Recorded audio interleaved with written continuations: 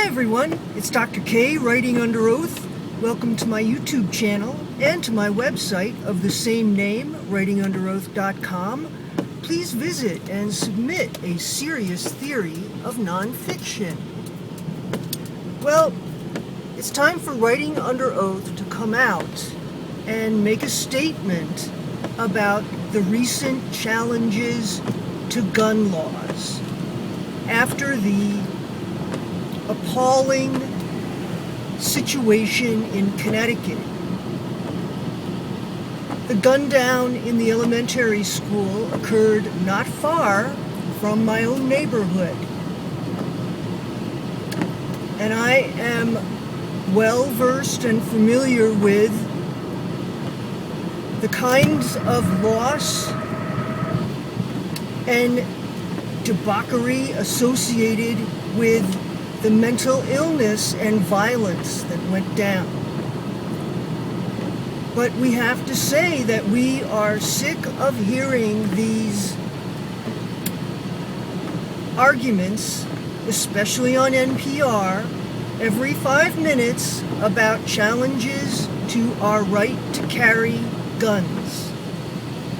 Lest we forget, the right to carry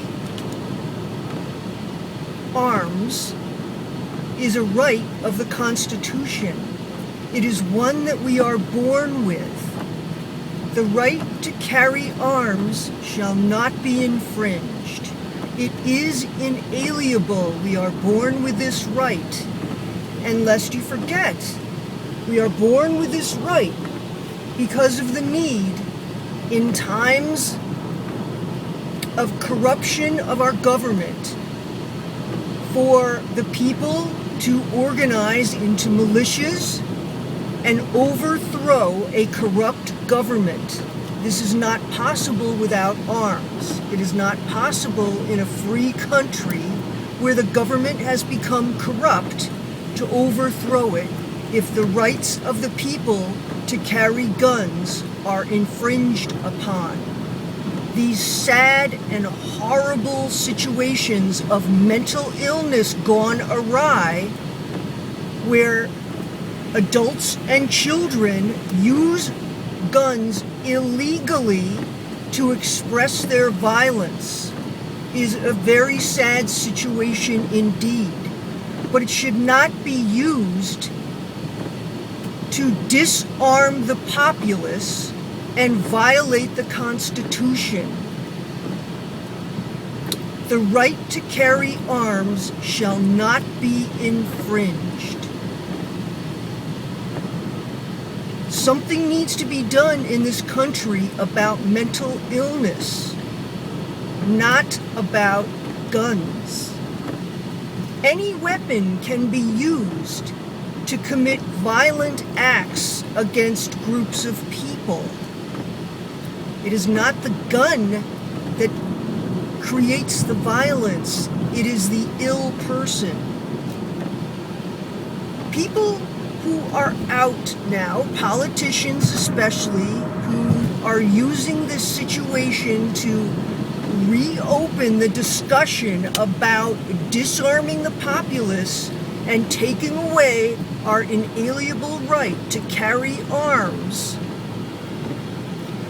make the argument that the violence in this country is directly associated to the manufacture of guns.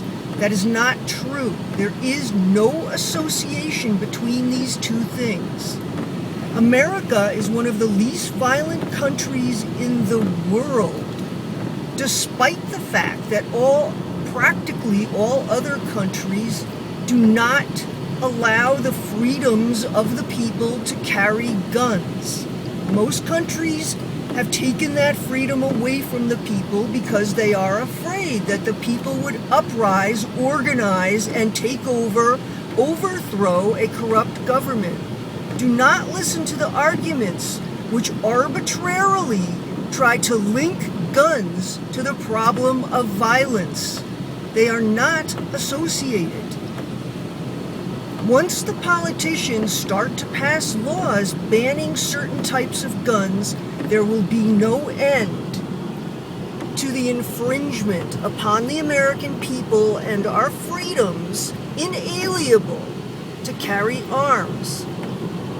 The state of Michigan, again, the day before the violence in Connecticut, had passed a law that allowed people to carry weapons inside public schools, adults, not children, in order to defend themselves against precisely this kind of situation that occurred in Connecticut and elsewhere.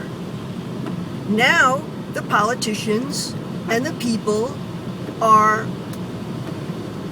inundating the governor of Michigan with cries of how dare you alter the gun laws to allow adults to carry weapons inside public schools. Well, we at Writing Under Oath believe that if an adult in the Connecticut school system had had his or her weapon on his or her body, that the frightful violence committed by the mentally ill boy might have been averted. Think carefully before you jump in on the bandwagon and decry our right to carry arms. Think carefully about how your freedoms in this country will be further and further eroded. Remember, it is an inalienable right. It shall not be infringed. Thanks for listening, everyone. Dr. K, Writing Under Oath.